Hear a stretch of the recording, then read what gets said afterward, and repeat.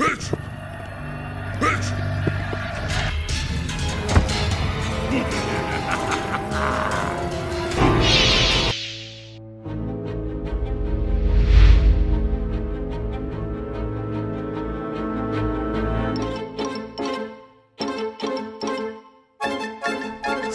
neighbors.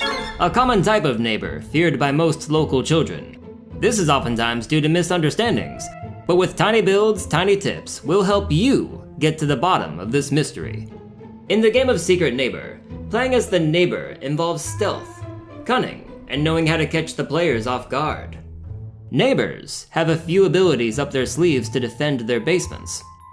For starters, due to the fear he incites in children through rumors and hearsay, when players first lay eyes on the neighbor, their screens will shake for 5 seconds.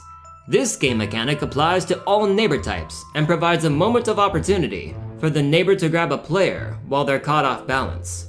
The children must be looking at the neighbor for fear to take hold of them. Note that fear will repeatedly seize a child if they look away and look back at the neighbor. Beware though. Fear will not present itself if the neighbor is sneaking up on you, so be sure to watch your back. After 30 seconds into the start of the game, the neighbor will gain all of his abilities and be able to kidnap the players. In addition to his transform ability, the scary neighbor has the ability to disguise himself as any child in the game.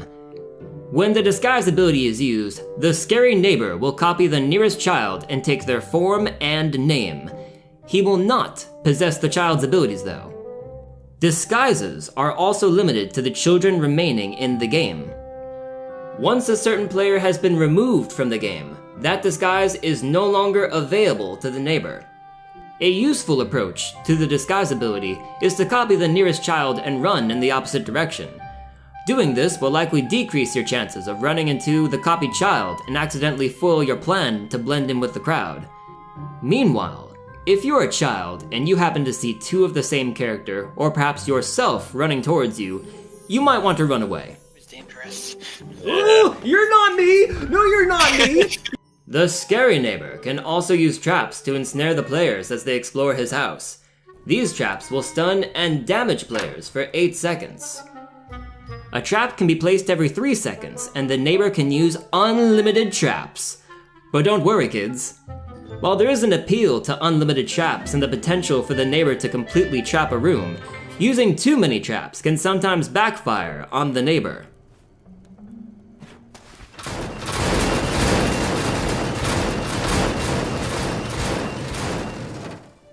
If you're the neighbor, it's best to keep traps far apart and to place them where you know players will pass by frequently, such as doorways and around corners. You can also turn off the lights to help hide your traps as well. Please note that traps cannot be picked up, but they can be destroyed by throwing an item into them. The neighbor can also trap himself in his own traps though, if he isn't careful while he is in the child form. But he can walk over his own traps safely while in the neighbor form. As the neighbor, if you can combine the traps with glue and place the traps strategically, you can take on multiple players at once while defending your basement. Oh man. Matt, grab a team run! Matt, grab a team run! Systematic annihilation. Yeah. One by one. In a row. That's awesome. The scary neighbor's ultimate ability is Rage. As the neighbor takes damage, causes damage, or has a player knocked out of his hands, he will gradually get angry to the point of being enraged. Upon activating Rage, the neighbor's eyes will glow red. He will recover a portion of his health, receive a speed boost, making him faster than a sprinting child, and he will become invulnerable to all attacks. Rage lasts a total of 4 seconds and can be a useful ability to turn the tide against a group of players. The neighbor will lose all of his accumulated anger if he transforms into a child or if he doesn't take damage or deal damage for 5 seconds. If you manage to defeat the neighbor, he will respawn in his hideout and be unable to move for 20 seconds, giving you plenty of time to search for keys and make some moves. Some final notes about the neighbor you should know. The neighbor has increased health compared to being in a child form. However, the neighbor does not have the stamina of a child and can only run short distances.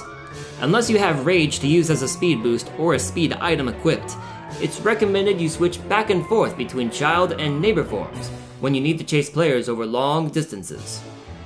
Switching back and forth between the neighbor and child forms can also reduce the likelihood of you sneezing. The neighbor has a powerful sneeze that can give away his position if he is in the neighbor form for too long. Finally, the neighbor can hide in closets, peek out, and ambush unsuspecting players. If you can predict where a child will search, you can set up a nice ambush and potential jump scare. On that note, we hope this episode of Tiny Builds, Tiny Tips wasn't too scary for you. We'll see you next week. Until then, be sure to keep an eye on your neighbor. Oh god. Oh my god. Alright. Neighbor's hiding in a closet.